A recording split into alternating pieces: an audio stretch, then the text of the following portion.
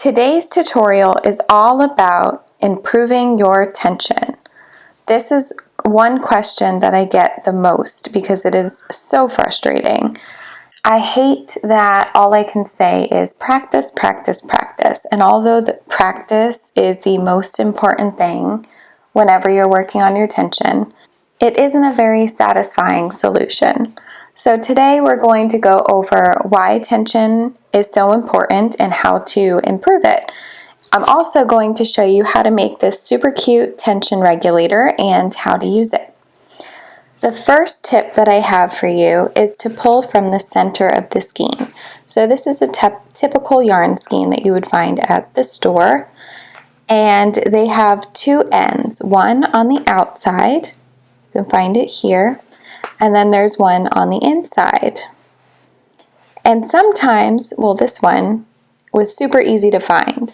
Sometimes they're sitting right there on the edge and you can just pull it out and it's easy to pull. Other times you have to really go in. What I do, if you can't find it, stick in your pointer and thumb to find the center of the ball. And you usually find a clump that looks like this. You pull that all the way out and then you just try to find your end. Sometimes a whole chunk will come out, which is also known as yarn vomit, which is not very fun. But if you notice that you're pulling out a larger chunk, just try to stuff it back in and maybe try on the other side. It really depends on the skein of yarn that you're using, whether it'll be easy to pull through or if you'll have to go searching. My second tip for you is to wind your yarn skein into a cake. So this is a little yarn cake. And you use a fancy little device called a yarn winder or a ball winder, and it just turns it into this little cake. And that way it's easy to pull from the outside or even from the inside like this.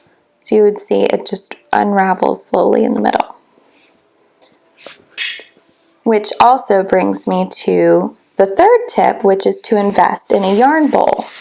This is one of the 3 yarn bowls that I have, and I really love it. My mom got this one for me. Honestly, I don't know where she got it. Probably Amazon. So what you do is you take your yarn cake and you put it inside your yarn bowl. That way you could use the end strand and place it right in here. And that way while you're working, your yarn just spins around in there. There's no flopping around and falling all over the couch. Oh, it looks like this got a little tangled. But there's no flopping all over the couch. None of that crazy nonsense. It just comes out really easily, which really helps improve your tension. The fourth tip that I have for you is to use a beginner-friendly yarn. So when I say beginner-friendly, you really can use any yarn, but I wouldn't use a novelty yarn. If you're a beginner, I wouldn't obviously recommend using this to practice your stitches because you won't really be able to see your stitches. Also, with cotton yarn like this. This is a ball of Lily Sugar and Cream. And the yarn is beautiful, perfect for washcloths, but because it's 100% cotton, it's a little tougher to work with. So you might not want to use a 100% cotton yarn like Lily Sugar and Cream. Just stick with your typical acrylic yarn while you're learning. Tip number 5 is to go up or down a hook size. So let's say you're working on a project and your foundation chain is a lot tighter than the rest of your work. And this happens to you a lot. I would use a larger hook size for the foundation chain, and then once you reach the rest of your work, you go back to the hook size that's recommended in the pattern. If your chain is a lot more loose than the rest of your work, then I would go down a hook size. Now what I mean when I say go down or up a hook size, let's say you start off with a 5mm hook To go up a hook size would be to 5.5 millimeters. Going down a hook size would be to 4.5. So you're just going down a half of a millimeter. The sixth tip is to find out if you are a loose or tight crocheter. Now, before we get into that, there are times where your mood can affect your tension. So let's say you had a really stressful day at work and you came home to crochet and wind down a little bit. In the beginning of your project, it might be a little more tight, but as you crochet, your stitches could become looser because you're becoming more relaxed. So make sure that that's not the problem first. If you see this continuously and you don't think that that is related, then I would definitely try to find out if you are a tight or loose crocheter. And that is, if you are, it's completely fine. We all crochet differently. It's just knowing what you are will help you to adjust in the future. You will find a video that I found by Mikey from the Crochet Crowd. And inside this video, he talks all about tight versus loose crocheters, how to know if you're one or the other, what the difference looks like, and so on. You can find the complete written tutorial for this video in the description below, and that's where you'll find the video. Our last and final tip is to make this handy dandy tension regulator. Now, I just want to say first and foremost that I am not the designer behind this genius idea, but I will show you how to make it yourself and how to use it. So this tension regulator is used so that when you're holding your yarn, instead of finding some fancy, crazy way to hold your yarn, you will just pull it through this regulator, and I'll show you how to do that in just a minute. So now, how about we learn how to make this super cute little regulator? So first, you need a worsted weight yarn, which is a medium number 4. So I'm just going to use this blue yarn that I have right here. Make a slip knot.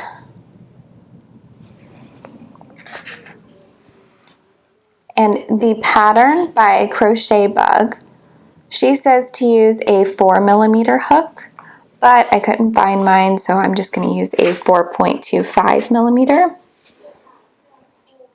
So we're going to chain 9, 1, 2, 3, 4, 5, 6, 7, 8, 9. Now join your chain to the first chain. So you'll just slip stitch, so insert your hook into the very first chain, yarn over, pull through the first chain, and then pull through the second chain. So you've slip stitched to create a circle.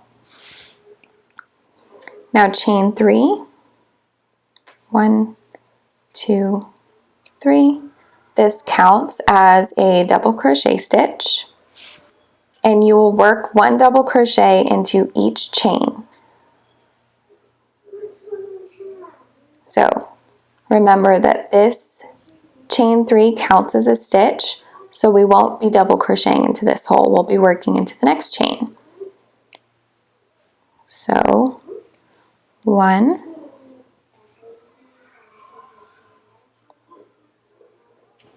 2, and 9.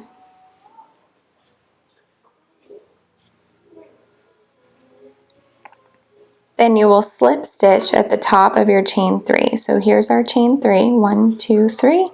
Slip stitch at the top.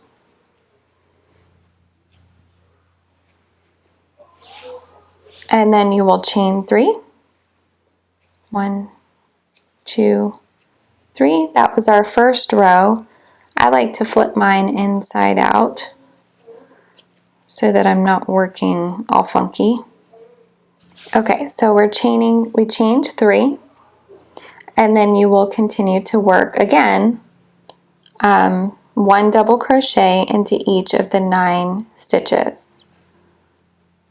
And this one counts as the first stitch, so we'll go into this next stitch. So 1, 2. Now remember, this was the slip stitch from the previous round, so we're not working into that stitch. We're slip stitching into the top of our chain 3. And now we have our second row complete.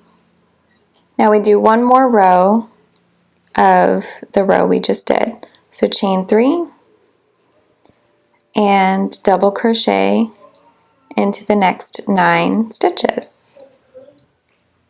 Alright, so we are closing up on our final round for the tension regulator. We'll slip stitch to the top of the chain 3 from the beginning. And we're done. So yarn over.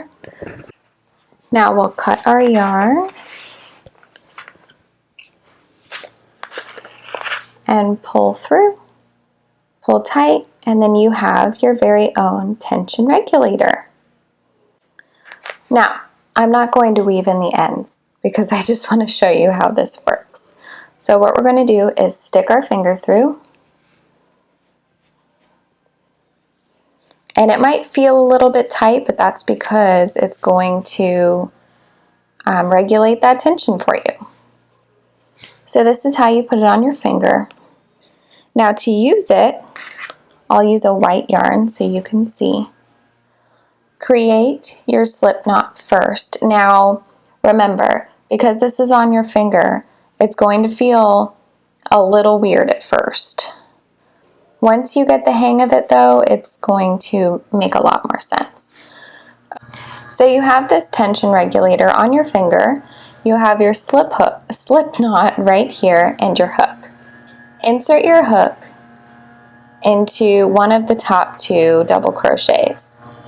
Then you'll place your slip knot on top of your hook and use your other hand to try and tighten this. So we tightened our slip knot on our hook, then we'll pull it through and pull it all the way through so that your end comes out, and then we'll pull it back through. And now you hold it just the same way.